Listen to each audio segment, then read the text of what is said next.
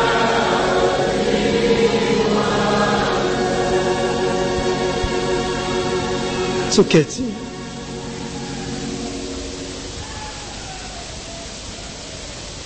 Bwana mwema, tunapoendelea kujifunza sehemu hii ya pili ya somo letu, mpe kila mmoja wetu sasa kufahamu yote tunayopaswa kuyafahamu, ili tujiandae itupasavyo. Tufunulie kwa Roho sasa katika jina la Yesu. Amen. Tumesema watakuwepo watatu ambao watahusika kuleta dhiki kubwa. Wa kwanza ni Mungu mwenyewe. Tumesoma Isaya 26 mstari wa 21. Sasa tuangalie Yoeli sura ya kwanza mstari wa 15. Yoeli sura ya kwanza mstari wa 15.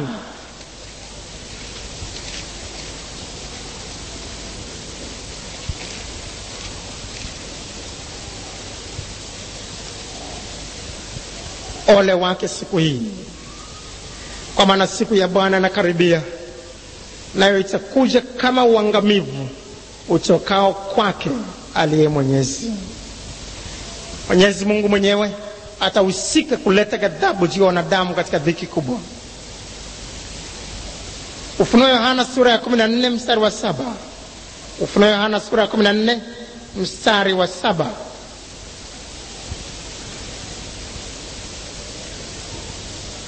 Akasema kwa sauti kuu, mcheni Mungu na kumtukuza, kwa maana saa ya hukumu yake imekuja. Msujudieni yeye aliyezifanya mbingu na nchi na bahari na chemichemi za maji. Inatajwa kwa ni hukumu ya Mungu. Ufunuo Yohana sura 15 mstari wa 7 vivyo hivyo. Na mmoja wale wenye uhai wane akawapa wale malaika 7 vitasa 7 vya dhahabu, vimejaa ghadhabu ya Mungu aliye hai hata milele na milele. Ghadhabu ya Mungu itakuwepo juu ya watu watakaobaki wakati wa kunyakuliwa kwa kanisa, wakati wa dhiki kubwa sasa hapa duniani. Wengine wamenyakuliwa, wao wamebaki, ghadhabu ya Mungu itakuja juu yao. Lakini hebu jaribu kuwaza kwamba ni Mungu anashusha ghadhabu yake. Sasa sio Mungu peke yake, Shetani naye atakuwa kazini. Naye ghadhabu ya Shetani kubwa sana. Sasa hivi tunaona Shetani akiwatesa watu kama gonjwa ya namna, akiwafanya watu waweze kuumia, waweze kuwa viziwi, wawe vilema, kuwafanya watu washindwe kutembea, kuwafanya watu wapoze. Kazi zote za ibilisi zinazofanywa kama zilizokuja kwa Ayubu kuleta majibu juu ya watu zinaonekana juu ya uso wa dunia. Lakini ghadhabu yenyewe halisi ya Shetani bado itakuwepo wakati wa dhiki kubwa. Shetani atawashukia watu watakaobaki duniani kwa ghadhabu nyingi, akijua kwamba wakati wake uliobaki kabla ya kutupwa katika ziwa la moto milele na milele utakuwa umeendelea kuwa finyu, utakuwa ni mdogo sana. Na kwa sababu hiyo ataona ndio wakati wa kumalizia hasira yake juu ya watu wengine. Ufunuo Yohana sura 12 mstari wa 12, akijua yeye mwenyewe naye muda si mrefu ataanza kushughulikiwa kipekee. Sasa atawasha hasira yake kipekee juu ya watu nyakati hizo. Kwa hiyo shangilieni yenye mbingu nanyi mkao humo, ole wa nchi na bahari. Yani ole wa hawa watakaokuwa wamebaki, kwa maana ile ibilisi ameshuka kwenu mwenye ghadhabu nyingi, akijua kuwa na wakati mchache tu. Shetani yeye naye atakuwepo kipekee kuwatesa watu. Lakini sio hawa wawili tu, watatu atakuwa ni mpinga Kristo. Leo tunawapinga Kristo mbalimbali ambao wako duniani. Watu wanaosema Yesu Kristo sio mwana wa Mungu ni wapinga Kristo. Watu wanasema Yesu Kristo hakuja katika mwili ni wapinga Kristo. Watu ambao wanasema Yesu Kristo si Mungu ni wapinga Kristo. Watu ambao wanasema hakuna kuokoka duniani, wakati jina Yesu lenyewe maana yake katika Mathayo 1:21, kwa maana ndiye yeye atakayewaokoa watu wake na dhambi zao. Watu wanaosema hakuna kuokoka duniani, hawa ni wapinga Kristo. Wanaipinga kazi yote aliyoifanya Yesu msalabani hapa alipokuja kututafuta na kutuokoa wenye dhambi. Hawa ni wapinga Kristo. Wapinga Kristo namna nyingi wako duniani hata leo, wanaendelea kufanya kazi zao, lakini yuko mmoja mpinga Kristo anayekuja. Waraka wa kwanza Yohana sura ya 2 mstari wa 18. Waraka wa kwanza Yohana sura ya 2 mstari wa 18. Watoto, ni wakati wa mwisho. Na kama vile mlivyosikia kwamba mpinga Kristo iwaja, angalia neno hilo, mpinga Kristo mmoja, sio wengi. Kuna mmoja na kuna wengi. Watoto, ni wakati wa mwisho. Na kama vile mlivyosikia kwamba mpinga Kristo iwaja, hata sasa wapinga Kristo wengi wamekwisha kuwapo. Kwa sababu hiyo tutajua ya kuwa ni wakati wa mwisho. Wapinga Kristo wengi wamekwisha kuwapo, lakini huyo mpinga Kristo mmoja anakuja. Yuko mmoja anaitwa mpinga Kristo kwa namna ya tofauti na wapinga Kristo wa sasa. Na huyo pia anajulikana katika Biblia zetu kwa majina mbalimbali. Na majina hayo ni haya yafuatayo. Anaitwa mpingamizi. Anaitwa vile vile asi. Anaitwa vile vile chukizo la uharibifu. Na vile vile anaitwa mnyama. Kwa nini anaitwa mnyama? Atakuwa ni mkatili sana kama ukatili wa wanyama. Kama jinsi simba asivyokuwa na huruma anavyoweza kumchana paa, kama mbwa mwitu anavyoweza asiyekuwa na huruma ambaye anaweza kumrarua paa wakati anakimbia, alafu akamrarua vipande viwili akaviachanisha namna kama unavyochana karatasi. Ukatili wa kinyama namna hiyo unamfanya huyu mpinga Kristo huitwa mnyama. Angalia sasa Biblia yako katika Wathesalonike wa pili sura ya 2 mstari wa 1 mpaka wa 8. Wathesalonike wa pili sura ya 2 mstari wa 1 mpaka wa 8. Biblia hapo inasema hivi: basi ndugu, tunakusiini kwa habari ya kuja kwake Bwana wetu Yesu Kristo na kukusanyika kwetu mbele zake, kwamba msifadhaishwe upesi hata kuiacha nia yenu, wala msisitishwe kwa roho wala kwa neno wala kwa haraka unaodhaniwa kuwa ni wetu, kana kwamba siku ya Bwana imekwisha kuwapo. Mtu awaye yote asiwadanganya kwa njia yoyote, maana haiji usipokuja kwanza ule ukengeufu, akafunua ule mtu wa kuasi, mwana uharibifu. Kuja kwake Bwana wetu Yesu Kristo hakuji mpaka afunuliwe mpinga Kristo, ufunuliwe ukengeufu. Hapa sasa ndipo watu wanapochanganya mambo. Na ndio maana tunakwenda hatua kwa hatua ili tuifahamu kweli, hata tuifundishe kweli pia na kuwasaidia wengine katika jina la Yesu. Kuna kuja kwa Yesu mara mbili tofauti. Wakati wa kunyakuliwa kwa kanisa, Yesu atakuwa amekuja, lakini hatatua juu ya uso wa dunia, lakini atakuwa mawinguni na atapaa na watakatifu wake huko na kufanya harusi ya mwanakondoo katika kipindi cha miaka 7 wakati wa dhiki kuu hapa. Halafu atarudi tena na watakatifu wake duniani kutawala katika utawala unaoitwa utawala wa miaka 1000 ya Kristo duniani, ambao tutaangalia katika matukio yanayopata huko.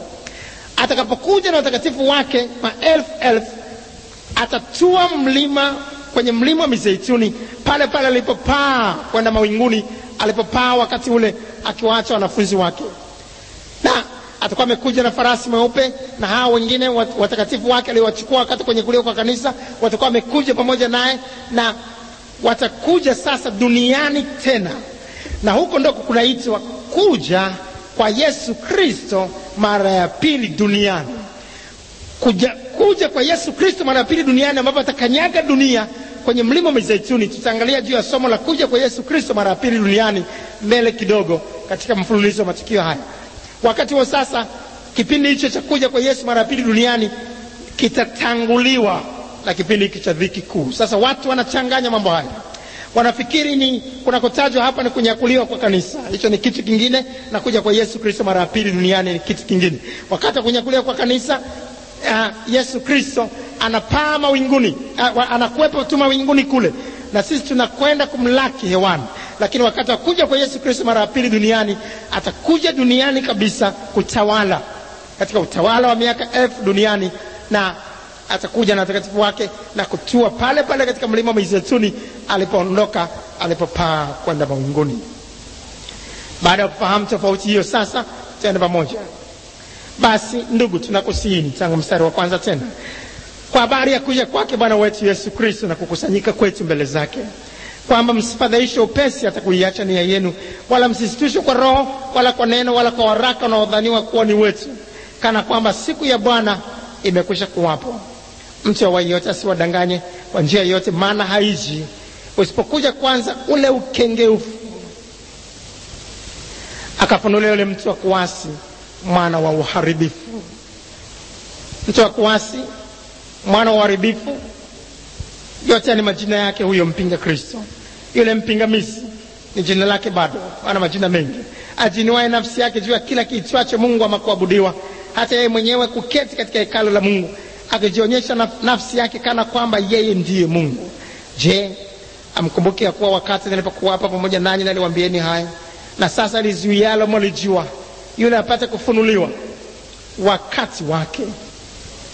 Maana ile siri ya kuasi hivi sasa inatenda kazi, lakini yuko azuiaye sasa hata atakapoondolewa. Anayezuia kufunuliwa kwa mpinga Kristo ni kanisa, watu waliokolewa ambao watanyakuliwa kwanza, ndipo atakapofunuliwa huyu. Anayetaja kuzuia kufunuliwa kwake huyu mpinga Kristo ni kanisa, likiondoka atafunuliwa. Mstari wa 8, hapo ndipo atakapofunuliwa yule asi, jina lake jingine asi, ambaye Bwana Yesu atamuua kwa pumzi ya kinywa chake na kumangamiza kwa ufunuo wa kuwapa kwake. Tutajifunza jinsi atakavyoangamizwa huyu wakati wa kuja kwa Yesu Kristo mara ya pili duniani katika masomo yanayofuata. Sasa Mathayo 24 mstari wa 15 bado anatajwa huyo mpinga Kristo kama ni chukizo la uharibifu. Mathayo 24 mstari wa 15, Mathayo 24 mstari wa 15 anayetajwa hapo ni mpinga Kristo, na anaitwa hapa chukizo la uharibifu. Basi hapo mtakapoliona chukizo la uharibifu lile lililonenwa na nabii Daniel limesimama katika patakatifu, asomaye na afahamu. Na utajwa hapa chukizo la uharibifu ni mpinga Kristo.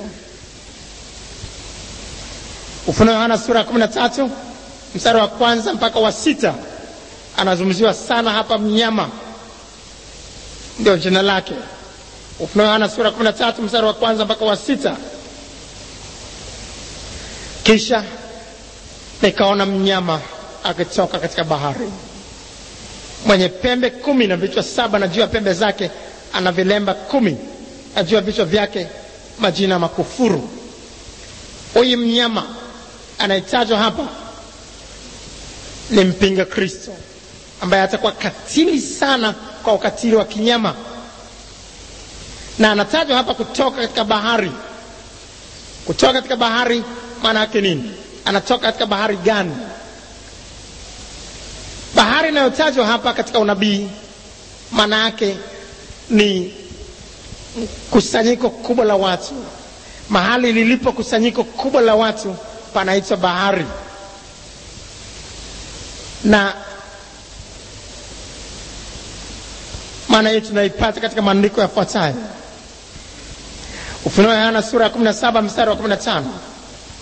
Kabla tuendelee hapo, Ufunuo Yohana 17 mstari wa 15.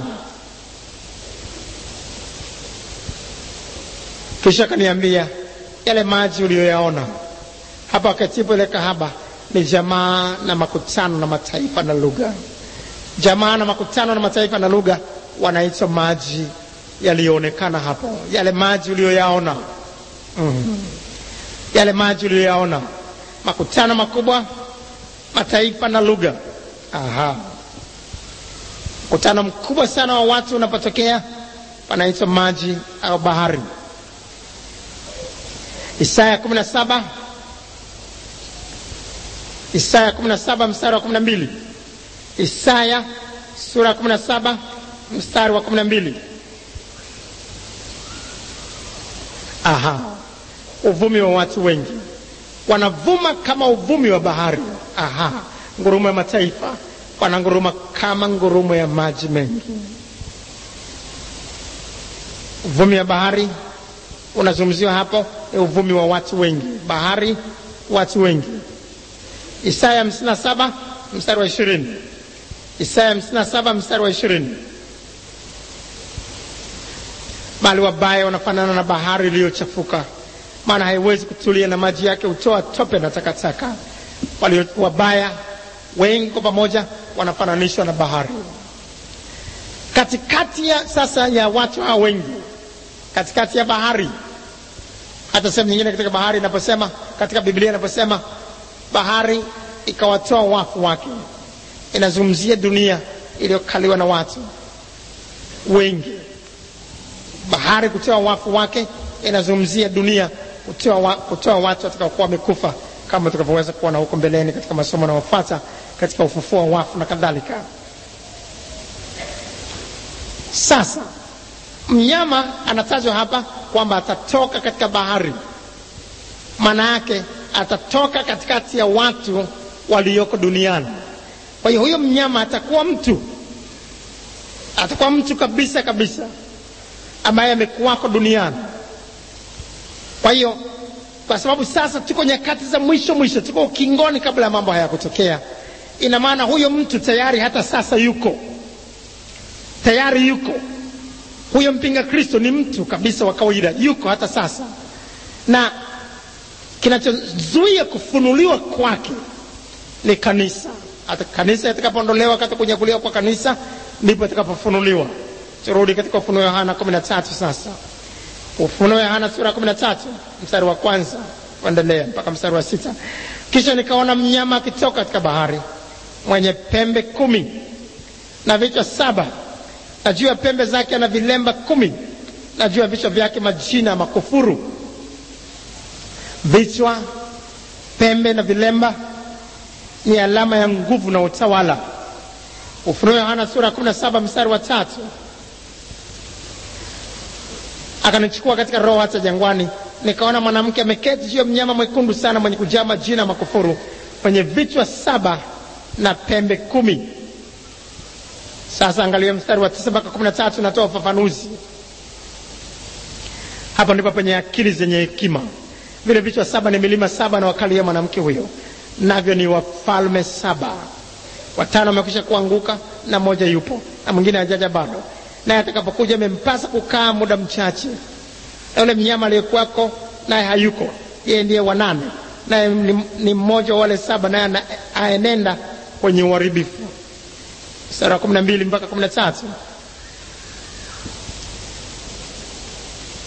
Na zile pembe 10 ulizoziona ni wafalme 10 ambao hawajapokea ufalme bado, lakini wapokea mamlaka kama wafalme muda wa saa moja pamoja na yule mnyama. Hawa wana shauri moja, nao wampa yule mnyama nguvu zao na mamlaka yao. Nguvu za kifalme, mamlaka ya kipekee, ndio inayozungumzwa kwamba ni vichwa 7 na pembe 10, lemba 10. Yote haya yanazungumzia mamlaka anayokuwa nayo mtu. Na yule mnyama niliyemwona alikuwa mfano wa chui. Tunajua chui anavyorarua wanyama, na miguu yake ilikuwa kama miguu ya dubu. Tunajua dubu anavyorarua wanyama. Dubu ni mnyama ambaye ni hatari sana. Katika madubu hawako sana sehemu yetu huku katika nchi yetu, wako sehemu zile za Ulaya. Na kinywa chake kama kinywa cha simba. Chui, dubu, simba, walivyo wakali namna hiyo. Ukatili wa simba, ukatili wa chui, ukatili wa dubu uko ndani ya mnyama, uko ndani ya mpinga Kristo. Yule joka akampa nguvu zake na kiti chake cha enzi na uwezo mwingi, akapewa mamlaka ya kishetani juu yake vile vile. Nikaona kimoja cha vichwa vyake kana kwamba kimetiwa jeraha la mauti, na pigo lake la mauti likapona. Dunia yote ikamstajabia mnyama yule. wakamsujudu yule joka kwa sababu alimpa huyo mnyama uwezo wake, na wakamsujudu yule mnyama wakisema, ni nani hapana naye na mnyama huyu, tena ni nani awezee kufanya vita naye? Naye akapewa kinywa cha kunena maneno makuu ya makufuru, akapewa uwezo wa kufanya kazi yake miezi 42. Akafunua kinywa chake mtukane na Mungu na kulitukana jina lake na maskani yake, nao wakao mbinguni. Huyo ni mnyama, huyo ni mpinga Kristo, ambaye naye kwa mamlaka ya kishetani atakayokuwa nayo, na kwa mamlaka ya kifalme atakayokuwa nayo, na jinsi atakavyopewa ushirikiano na wafalme wa duniani atakayokuwepo hapa, ambao wanatajwa, ambao hata sasa wanazidi kuimarika, falme zao zinazidi kuimarika. Hawa watampa nguvu kubwa sana ya kiuchumi na nguvu kubwa sana ya kivita, kuweza kumfanya awe tishio mtu yule, na kuwa si mtu wa kawaida ambaye watu watalazimika dunia yote kumsujudia. Huyo ni mpinga Kristo ambaye atafunuliwa. Huyo sisi hatutamuona akitenda kazi. Kama tutakuwa tumekaa katika imani, tutakuwa tumenyakuliwa, na atatenda kazi wakati hatuko. Na watu wanaofundisha kwamba kanisa litakuwepo katika dhiki kubwa, wanataka kufanya watu wasijiandae vizuri. Ndio lengo la shetani la kuleta mafundisho hayo, kwamba tutapita na sisi kwenye dhiki kubwa hiyo, kwa hiyo hatuna haja ya kuhangaika. Ina maana kama tutapita kwenye dhiki kubwa inatajwa kwamba ni miaka 7. Halafu miaka 7 itakapokwisha ndio kuna kuja kwa Yesu Kristo mara ya pili. Sasa wanachanganya hawa mafundisho ili ionekane kuja kwa Yesu ndio kunyakuliwa kwa kanisa. Sasa wakati ule hakuna mtu ajuaye siku wala saa, lakini baada ya miaka 7 Yesu atakuja. Kwa hiyo saa ile inafahamika ya kuja kwake. Miaka 7 tu ikiisha, Kristo atakuja mara ya pili duniani. Kwa hiyo haiwezi kuwa ni wakati ule, kwa sababu wakati wa kunyakuliwa kwa kanisa ni wakati ambapo saa ile hakuna ajuaye. Amen. Na ndio maana ni wakati ule nao ambao tunatakiwa kujiandaa, kujiweka tayari, kwa sababu hatuijui siku wala saa ya kunyakuliwa kwa kanisa, ya kuja kwa Yesu mawinguni. Ndio maana lazima tutofautishe vizuri haya, ili tusipotoshwe na hawa ambao wanataka tulegelegee, tusikae katika utakatifu kwa kuanza kwamba hata katika dhiki itakapokuja na sisi tutakuwepo, ili tulegelegee tukingoja dhiki kubwa. Bwana ampe kila mmoja wetu kuwa na hekima na akili na kupambanua haya katika jina la Yesu. Sasa mtu huyu au mnyama atakuwa amepewa uwezo wa shetani, ambao kama tulivyosoma hapa katika Ufunuo 13:4, na kutokana na ishara zake na mateso yake atawafanya watu wengi walioachwa kumwabudu shetani, au sio kuuawa. Ufunuo Yohana sura 13 mstari wa 13 mpaka 17. Sasa naye afanya ishara kubwa, hata kufanya moto kushuka kutoka mbinguni uje juu ya nchi mbele ya wanadamu, naye wakosesha wale wakao juu ya nchi kwa ishara zile alizopewa kuzifanya mbele ya huyo mnyama, akiwaambia wakao juu ya nchi kumfanyia sanamu yule mnyama aliyekuwa na jeraha la upanga, naye akaishi. Akapewa kutia pumzi katika ile sanamu ya mnyama, hata ile sanamu ya mnyama inene, na kuwafanya hao wote wasioisujudu sanamu ya mnyama wauawe. Naye wafanya wote, wadogo kwa wakubwa, na matajiri kwa maskini, na walio huru kwa watumwa, watiwe chapa katika mkono wao wa kuume au katika vipaji vya nyuso zao. Tena kwamba mtu awaye yote asiweze kununua wala kuuza isipokuwa na chapa ile, yani jina la mnyama yule, au hesabu ya jina lake. Hapa ndipo penye hekima. Yeye aliye na akili na hesabu ya mnyama huyo, maana ni hesabu ya kibinadamu, na hesabu yake ni 666. Ili kwa sababu atakuwa na mamlaka ya kipekee, atawafanya watu wamsujudie. Na mtu ambaye hata kubali hiyo chapa ya 666 hawezi kununua wala kuuza, na akikubali analazimika kumsujudia yule mnyama. Sasa hapa mwenye akili yafahamu, jumuiya ya nchi za Ulaya hivi tunavyozungumza wanaandaa sarafu moja ambayo inatarajiwa kuzinduliwa mwakani. Na sarafu hii ambayo itatumika katika nchi za Ulaya, ambayo itakuwa ya jumuiya za nchi za Ulaya, inatarajiwa kuwa na nguvu sana kuliko dola ya Marekani tulionayo leo. Leo dola ya Marekani inatamba sana, lakini sarafu hiyo itakayozinduliwa inatarajiwa kuwa na nguvu sana kuliko dola ya Marekani. Na sarafu hiyo inayoandaliwa ina chapa ya 666. Na sarafu hiyo inakusudiwa kutumika kote duniani. Wataalamu wa mambo ya nyakati za Biblia wanabashiri kwamba hiyo sarafu ya 666 ndiyo ambayo itatumika kuuza au kununua. Na wewe atakayetumia sarafu hiyo sasa kwa nyakati hizo tayari atalazimika kumsujudia yule mnyama. Kwa hiyo tunapoona sarafu hiyo inaandaliwa kuzinduliwa muda sio mrefu ujao, mwenye masikio na asikie. Apate kujua tuko karibuni sana sana sana. Jumuiya ya nchi za Ulaya itahusika kipekee sana. Nchi za Ulaya, mataifa yaliyo katika nchi za Ulaya yana nguvu na kipekee, yamejiimarisha kwa namna ya ajabu sana. Utaweza kuona hapa tuliposoma inazungumzia juu ya mfalme mmoja kuanguka na mwingine kupewa nguvu nyingine. Hapa yanazungumzia juu ya Ujerumani ambaye kulikuwa na magharibi na mashariki, na Ujerumani mashariki kaanguka na kuzaa ufalme mwingine mkubwa wa Ujerumani ya leo ambayo ina nguvu na mamlaka kipekee, inatamba kwa namna ya kipekee sana Ulaya.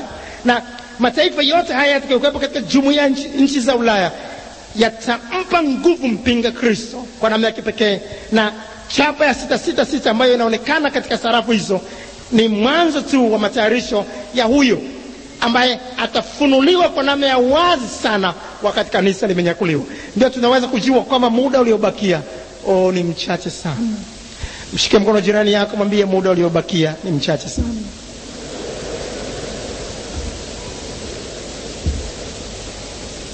Matumizi ya 666 na mioyo kupamba moto yatakuwepo wakati dhiki kubwa imeanza, manake wakati kanisa limenyakuliwa.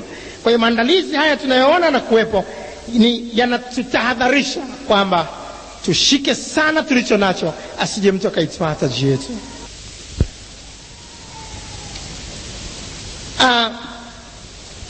Tupige hatua sasa kutokea hapo.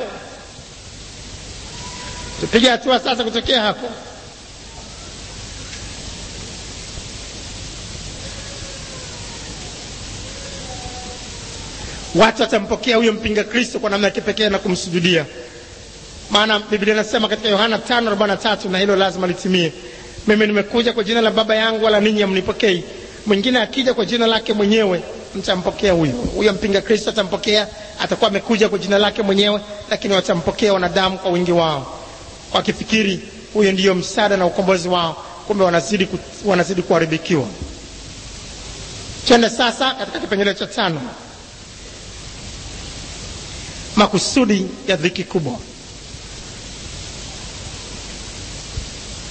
Kwanza, kuliandaa taifa la Israeli kumpokea Yesu kama masihi wao. Ni muhimu kuelewa kwamba Mungu alijifunga katika agano au ahadi, na ahadi za Mungu haziwezi kutanguka. Alijifunga katika agano kwamba Waisraeli wote wataokolewa. Ingawa alikuja wakakataa kumpokea. Katika Yohana sura ile ya kwanza mstari wa 11, alikuja kwake wala walio wake hawakumpokea. Walio wake wana wa Israeli hawakumpokea. Hakukubaliwa na wana wa Israeli alipokuja, lakini bado alijifunga katika ahadi zake kwamba atawaokoa wana wa Israeli wote. Sasa makusudi ya dhiki kuu ni kuwatesa kipekee wana wa Israeli, na kwa mateso hayo mpaka wamkiri Yesu kwa Bwana na Mwokozi wao. Na dhiki kubwa ya miaka 7 itawatesa wana wa Israeli, na wale watakaokuwa wamefuata masharti yaliyoelekezwa kama tutakavyoweza kuona hapa mbele kidogo. Sasa hao atakapokuja Yesu Kristo mara ya pili na watakatifu wake, hawa nao wataokolewa kutoka katika ile dhiki kuu. Hao ndio wanaotajwa kama ni watakatifu wanaotoka katika ile dhiki kuu, ambao wataungana tena na watakatifu ambao wako sasa, ambao watakuwa wamepaa pamoja na Yesu na wamerudi duniani kutawala kwa miaka 1000. Tuko pamoja mpaka hapo? Watakatifu watokao katika dhiki kuu sio sisi tuliopo sasa, lakini ni wana wa Israeli, kama tutakavyoweza kuona baadaye kidogo hapa. Kumbukumbu la Torati sura 4 mstari wa 30 mpaka 31 tulione agano hilo. Kumbukumbu la Torati sura ya 4 mstari wa 30 mpaka mstari wa 31. Na wakati wapo katika mashaka, ukisha kupata na mambo haya yote siku za mwisho, utamrudia Bwana Mungu wako na kuisikiza sauti yake, kwa kuwa Bwana Mungu wako ni Mungu wa rehema, hata kukosa wala kukuangamiza, wala hata lisahau agano la baba zako lililowaapia. Atakapokuwa katika mashaka taifa la Israeli, akisha kupata na mambo haya yote siku za mwisho, wakati wa dhiki kubwa, hatimaye atamrudia Bwana na kuisikiza sauti yake, na rehema za Mungu zitaonekana, hata lisahau agano la baba zake, maana alijitambulisha kama ni Mungu wa Ibrahimu, Isaka na Yakobo. Twende pamoja sasa katika Yeremia 30 mstari wa 7. Yeremia 30 mstari wa 7. Yeremia 37. Ole, maana siku ile ni kuu, hata hapana inayofanana nayo. Maana ni wakati wa tabu yake Yakobo, inazungumzia Israeli, lakini ataokolewa nayo. Wanaotajwa kuokolewa kutoka katika dhiki kuu hapa ni Israeli. Sasa angalia Ezekiel 20 mstari, Ezekiel 20 mstari sasa wa 37 pia. Nami nitawapitisha chini ya fimbo, nami nitawaingiza katika mafungo ya agano. Mungu ameshajifunga katika agano lake na halitanguki. Na agano lake ni nini? Angalia sasa kwa makini yalivyofafanuliwa katika Warumi sura 11 mstari wa 25 mpaka 27, na Paulo mtume aliyepewa wingi wa mafunuo, ambao kwake tunajifunza mambo haya ya siku za mwisho. Warumi 11 mstari wa 25 mpaka 27. Warumi 11 mstari wa 25 mpaka 27. Kwa maana ndugu zangu, sipendi msijue siri, ili msijione kwa wenye akili, ya kwamba kwa sehemu ugumu umewapata Israeli, mpaka utimilifu wa mataifa uwasili. Utimilifu wa mataifa ni wakati wa kunyakuliwa kwa kanisa. Majira tulionayo yanaitwa pia majira ya mataifa au majira ya kanisa. Na wakati huu wana wa Israeli ni wagumu sana kuokoka. Watu waliokolewa Israeli kwa leo ni wachache sana sana sana sana sana. Kuhubiri injili Israeli ni ngumu kuliko sehemu nyingine yote duniani. Huo ndio ugumu unaotajwa. Kwa maana ndugu zangu, sipendi msijue siri, ili msijione kwa wenye akili, ya kwamba kwa sehemu ugumu umewapata Israeli, mpaka utimilifu wa mataifa uwasili. Hivyo Israeli wote wataokoka. Tuseme wote. Hivyo Israeli wote wataokoka. Kama ilivyoandikwa, Mwokozi atakuja kutoka Sayuni, atamtenga Yakobo na maasia yake, na hili ndilo agano langu nao, nitakapowaondolea dhambi zao. Ndio agano lao, agano lake, agano na Mungu na wana wa Israeli, kwamba utimilifu wa mataifa atakapowasili, sasa atawaondolea dhambi zao wana wa Israeli. Wana wa Israeli watapita katika dhiki kubwa sana, na watakapofanya masharti walioelekeza kuyafanya, sasa wataokolewa, wataondolewa dhambi zao na kujiunga na watakatifu walionyakuliwa pamoja na Yesu. Na hawa ndio wateule wanaotajwa sasa katika maandiko, na neno hilo linachanganya sana watu. Iko hivi, katika miaka 3 na nusu ya mwanzo, kutakuwa na nafuu kidogo kwa taifa la Israeli, kutokana na agano la uongo ambalo tulitaja kidogo habari zake, ambalo mpinga Kristo atakuwa amelifanya pamoja na Israeli. Lakini miaka 3 na nusu iliyosalia, chukizo la uharibifu litasimama kikamilifu juu ya taifa la Israeli. Angalia sasa Danieli 9 mstari wa 27. Danieli 9 mstari wa 27. Danieli sura 9 mstari wa 27. Na atafanya agano thabiti na watu wengi kwa muda wa juma moja, na kwa nusu ya juma hiyo ataikomesha sadaka na madhabihu, na mahali pake litasimama chukizo la uharibifu, na hivyo ataukoma na ghadhabu iliyokusudiwa imemwagwa juu yake mwenye kuharibu. Chukizo la uharibifu limesimama. Angalia vizuri Mathayo sasa 24. Mathayo 24 mstari wa 15 mpaka mstari wa 20 mpaka mstari wa 21. Tusome itakuwa vizuri sasa. Wana wa Israeli wakati wa miaka 3.5 watashughulikiwa kipekee sana na mpinga Kristo, ili wao nao wamsujudie yule mnyama, wamsujudie huyo kikamilifu. Hapo mwanzo hakuna mambo ni mazuri tu kwao, ingawa sehemu nyingine watu wanapata dhiki kubwa, kwao kuna nafuu, wanachukuliwa kujisahau. Miaka 3.5 ya mwisho agano hilo litavunjwa na kukomeshwa. Sasa dhiki sio kwa kawaida itakuwa juu ya wana wa Israeli, kwa namna sio kwa kawaida.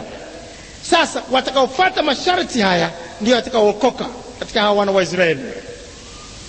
Basi hapo mtakapoliona chukizo la uharibifu, wanaelezwa hapa hususan ni wana wa Israeli.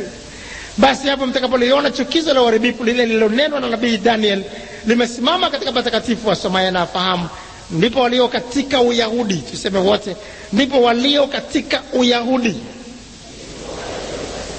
Maandiko haya yanazungumzia walio katika Uyahudi, yani Waisraeli, sio sisi wa Tanzania, hapana.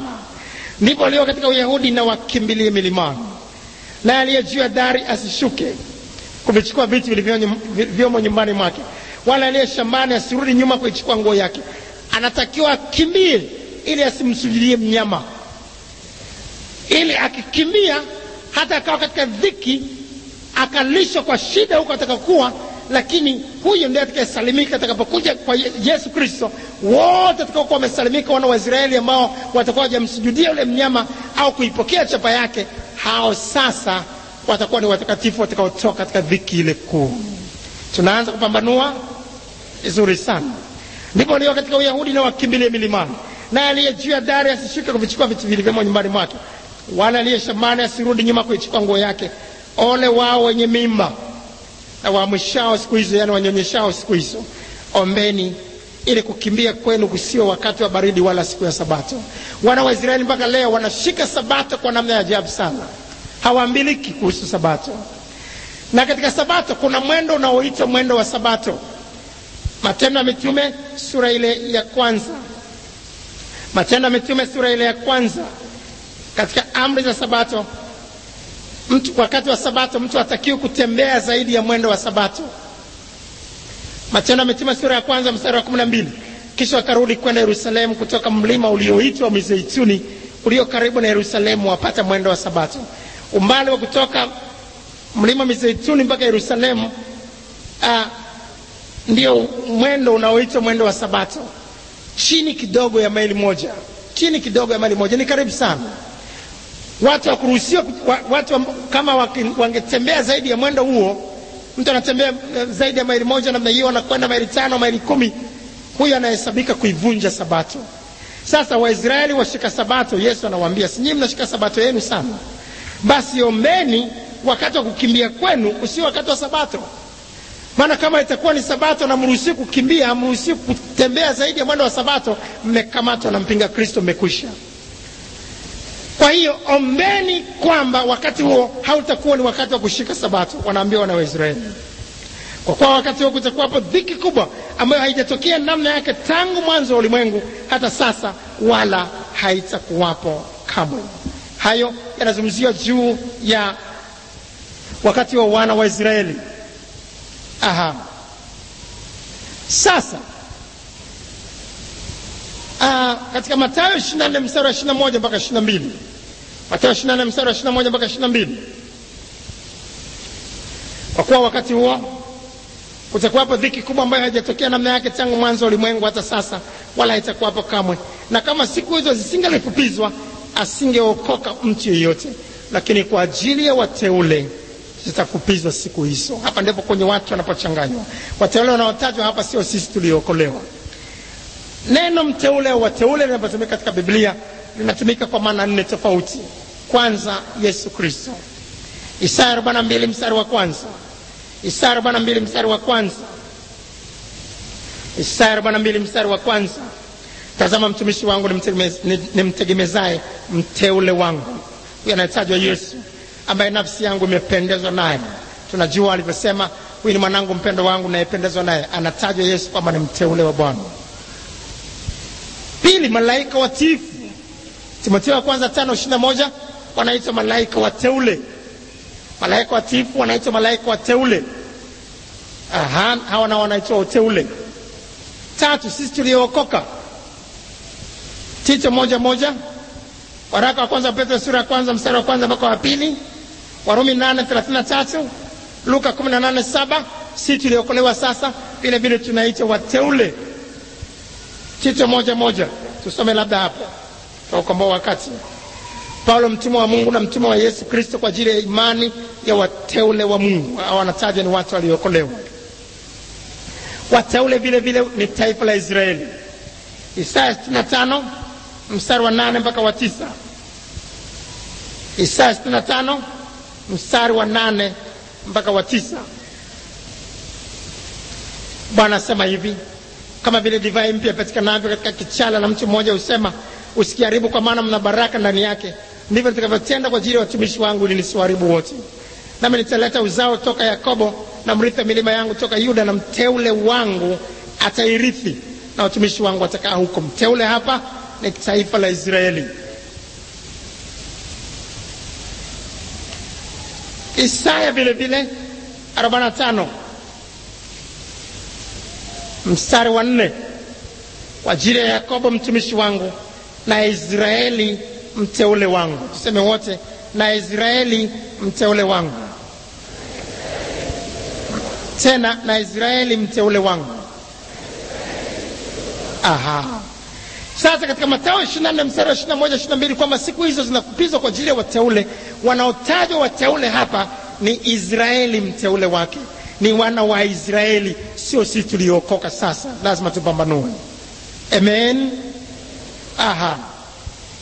Kwa hiyo hao ambao watakuwa hawajamsujudia mnyama, hao wana wa Israeli, hao ndio watakaookolewa sasa. Na hao ndio wanatajwa, watamtazama yeye aliyemchoma na kumwombolezea. Tutaona hayo juu ya kuja kwa Yesu Kristo mara ya pili tutakapokuwa tunaendelea na masomo yetu. Kwa hiyo kusudi la kwanza ni kuliandaa taifa la Israeli kumpokea Yesu kama Masihi wao, na kusudi la pili sasa ni kuleta hukumu ya adhabu juu ya wote ambao hawakukubali wokovu. Isaya 26 mstari wa 20 mpaka 21 tumesoma kwamba Mungu atashusha ghadhabu juu ya wale ambao wamekaa katika uovu, hawataki wokovu.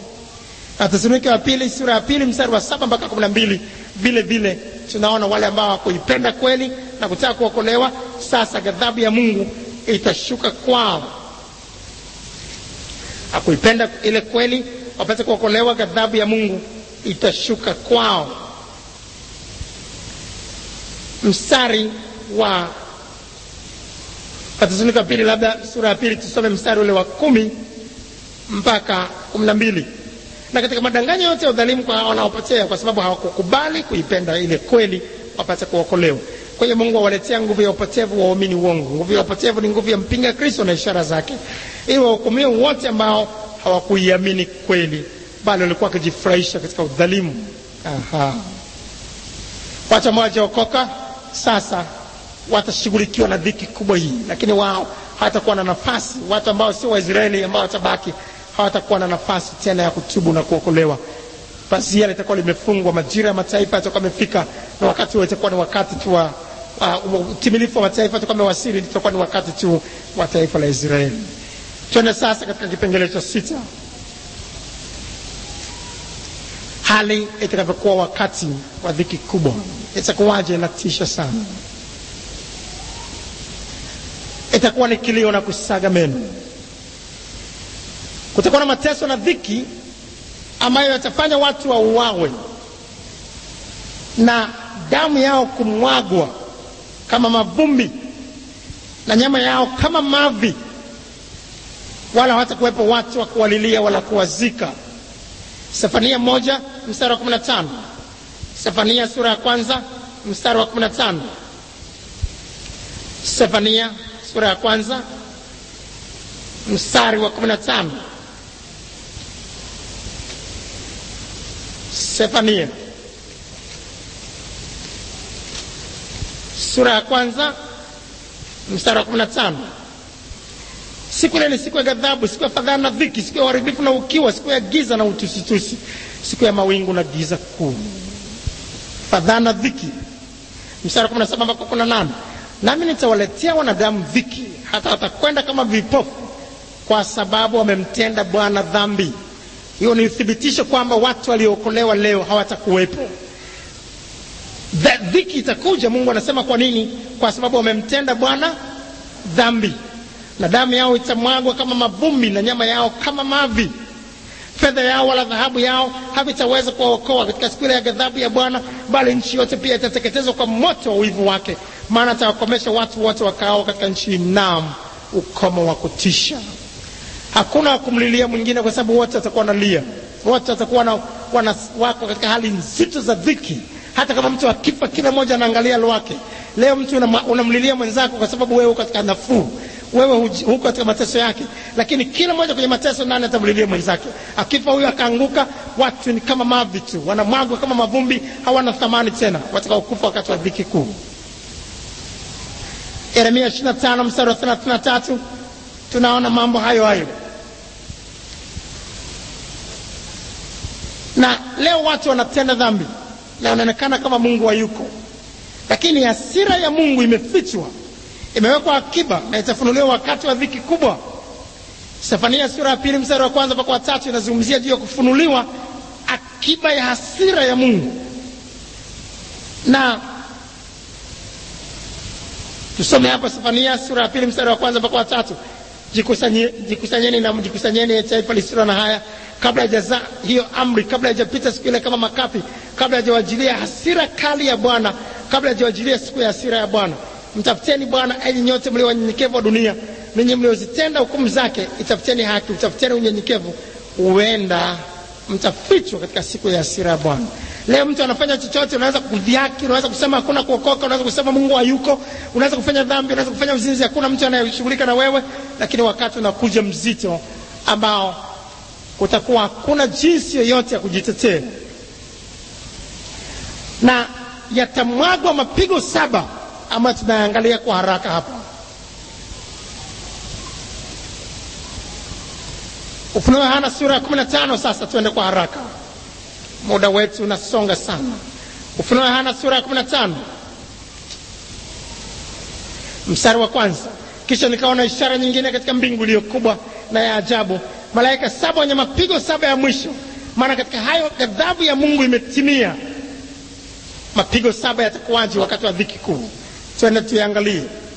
Sasa mstari wa 1 mpaka wa 6 sura ya 16. Nikasikia sauti kuu kutoka hekaluni ikiwaambia wale malaika 7, enendeni mkavimile vile vitasa 7 vya ghadhabu ya Mungu juu ya nchi. Akaenda huyo wa kwanza, akakimimina kitasa juu ya nchi, pakawa na jibu baya bovu. Wale watu wenye chapa za huyo mnyama. Watu duniani watakuwa na majibu mabaya yanayotoka usaha, yanaonuka. Wataumizwa kwa majibu hayo kuliko wakati wa Ayubu. Hilo ni pigo la kwanza. Na huyo wa pili, mstari wa 3, akakimimina kitasa juu ya bahari, ikawa damu kama damu ya mfu, na vitu vyote vyenye roho ya uhai katika bahari vikafa. Na huyo wa 3 akakimimina kitasa chake juu ya mito, na chemichemi za maji zikawa damu. Nami nikamsikia malaika wa maji akisema, wewe mwenye haki uliyeko na uliyekuwa kwa mtakatifu, kwa kuwa umehukumu hivi, kwa kuwa walimwaga damu ya watakatifu na manabii, na wamewapa damu wainywe, na wamestahili. Maji yote yatageuzwa kuwa damu. Ukifungua bomba inatoka damu, unakunywa damu, kwa sababu wameua watakatifu na manabii na kuwatesa na kuwaua. Wote watanyweshwa damu juu ya uso wa dunia. Watakunywa damu, damu itakuwa nzito kiasi kwamba watu wakinywa wanaweweseka mara moja na kuanguka chini na kuzimia. Itakuwa ni hali nzito sana kunywa damu wakati ule. Pigo jingine, mstari ule wa 8. Na huyo wa 4 akakimimina kitasa chake juu ya jua, nalo likapewa kuwaunguza wanadamu kwa moto. Kuendelea inasema, wanadamu wakaunguzwa maunguzo makubwa, na wakalitukana jina la Mungu lina mamlaka juu ya mapigo hayo, wala hawakutubu wala kumpa utukufu. Jua litashushwa karibu sana na uso wa dunia. Sasa hivi katika jua, joto lililoko, joto la kuchemsha maji ni centigrade 100. Maji yanachemka kabisa ya kunyenyewa kuku. Sasa joto lililoko katikati ya jua ni centigrade 1,000,000. centigrade milioni 1, upate kufahamu joto hilo. Sasa jua litatelemshwa karibu sana na wanadamu, litakuwa karibu sana, na watu wataunguzwa maunguzo makuu ya jua, kiasi kwamba atakuwa na kufuru na kusema na kumtukana Mungu, na maana maombi yao wakati huo hawayajibiwi. Kwa hiyo kufuru na kusema mateso ya namna hii kwa namna gani? Hatimaye ikawaje? Mstari ule wa 18 mstari wa 21, pigo jingine, pakawa na umeme na sauti na radi, na palikuwa na tetemeko la nchi kubwa, ambalo tangu wanadamu kuwako juu ya nchi hapakuwa namna ile jinsi ilivyokuwa kubwa tetemeko hilo. Matetemeko, kila mmoja anatetema, kila mmoja anatetema. Hali ni nzito, ni mbaya. Hali ni nzito, ni mbaya sana. Hali ni nzito, ni mbaya. Baada ya tetemeko ikawaje sasa? Mstari wa 21, pigo zito na mvua ya mawe kubwa sana, ya mawe mazito kama talanta. Talanta ni kilo nyingi sana. Mawe yanaanguka juu ya wanadamu, mawe ya barafu, lakini yanaambatana na moto. Na mvua ya mawe kubwa sana, ya mawe mazito kama talanta, ikashuka kutoka mbinguni juu ya wanadamu. Wanadamu wakamtukana Mungu kwa sababu ya lile pigo la mvua ya mawe, kwa maana pigo lake ni kubwa mno. Mawe yanaanguka ya barafu, na mtu anashindiliwa na jiwe chini, lakini pale pale moto unafuata, wanaunguzwa. Watu watakuwa wanatamani kujiua, lakini kifo cha kujiua kitakuwa hamna. Ukichukua kisu, dhiki ni nzito, maana itakuwa hali ni nzito. Wakati mwingine hata kula hakuna kula, ni mateso, ni maumivu, hakuna kulala, hakuna mchana, hakuna usiku, ni maumivu. Hali ni nzito. Sehemu nyingine Biblia inasema nzige wataachiwa na kuanza kuwatafuna watu kwa namna ya kipekee, lakini kutakuwa hakuna kabisa kabisa kuuawa. Ufunuo Yohana sura 9 mstari wa 2 mpaka wa 6. Ufunuo Yohana sura 9 mstari wa 2 mpaka wa 6. Akalifungua shimo la kuzimu, moshi ukapanda kutoka mle shimoni kama moshi wa tanuru kubwa. Jua na anga vikatiwa giza kwa sababu ya ule moshi wa shimoni. Nzige wakatoka katika ule moshi, wakaenda juu ya nchi, wakapewa nguvu kama nguvu ilionayo nge wa nchi. Wakaambiwa wasiadhuru majani ya nchi, wala kitu chochote kilicho kibichi, wala mti wowote, ila wale watu wasio na muhuri ya Mungu katika vipaji vya nyuso zao. Wakapewa amri kwamba wasiwaue, bali wateswe miezi 5, na maumivu yao yalikuwa kama kuumwa na nge au mapo mwanadamu. Na siku zile wanadamu watatafuta mauti, wala hawataiona kamwe, na watatamani kufa, nayo mauti itawakimbia. Unajaribu kujiua, hakuna kujiua. Unajaribu hiki na kile, hakuna kujiua. Kila kitu kabisa cha kumfanya mtu afe kimekwisha kabisa. Wakati wote kwa kilio na kusaga meno, utakumbuka neno hili, utasema laiti ningenyakuliwa katika hawa walionyakuliwa. Tunapozungumza sasa na kutafakari kipengele kile cha 7, kwaya inakuja juu haraka. Jinsi ya kuikwepa dhiki kubwa. Kila anataka kuikwepa dhiki kubwa inabidi kujificha ndani ya vyumba na kufunga nyumba, kama wakati wa safina ya Nuhu. Isaya 26:20 tunafundishwa hivyo, kwa kufanya yafuatayo. Kwanza, kuhakikisha ametubu dhambi na kuziacha, na kuokolewa kwa kumwamini mwana wa Mungu Yesu Kristo. Mithali 28 mstari wa 13, azungamaye dhambi zake na kuziacha atapata rehema. Yohana 3:6, mwaminie mwana wa Mungu hahukumiwi. Pili, kukaa ndani ya Yesu Kristo na kulifuata neno lake na maagizo yake yote. Zaburi 119:6 alafu 9, kwa jinsi gani kijana yasafisha njia yake, ni kwa kutii kilifuata neno lake na kufuata maagizo yake yote, ndipo huyo hataaibika na kubaki. Na tatu, kukaa mahali ambapo kuna mafundisho ya kweli ya neno la Mungu. Tuwe tayari kuelezwa lolote la kufanya. Tukiambiwa kumwacha mke wa pili, tuwe tayari kufanya hivyo. Tukiambiwa lolote lile, hiyo dhiki itakuwa kubwa kuliko hiyo dhiki tukaipata leo ya kuacha na huyo mume au ya kumwacha huyo mume ambaye sio wako. Ndio maana lazima tuwe tayari kufanya yote, na tukae mahali ambapo walimu watatueleza kweli yote. Tusikae mahali pa kudanganywa tu. 4, ukesha wakati wote kwa kuyatunza mavazi meupe ya utakatifu. Doa dogo tu husababisha uchafu. Katika wimbo ulio bora 2:15 Biblia inasema lazima tujihadhari na mbweha wadogo, yani dhambi tunazoziona ndogo, maana zinatufanya tuachwe. Tuvae mavazi meupe, tujue mbali na kila uchafu, maana pasipo huo utakatifu hakuna atakayemwona Bwana. Unaposikia wimbo wa kwaya, Jiulize mwenyewe, utakuwa miongoni mwa hao watakaonyakuliwa au utakuwa miongoni mwa hao watakaoachwa katika dhiki kubwa? Je, utakuwa wapi? Tafakari mwenyewe, na baada ya kutafakari umwombe Bwana kurehemu, umwambie Bwana asikupe nafasi, akupe neema ya kunyakuliwa, usiwe miongoni mwa hao watakaoachwa katika dhiki kubwa.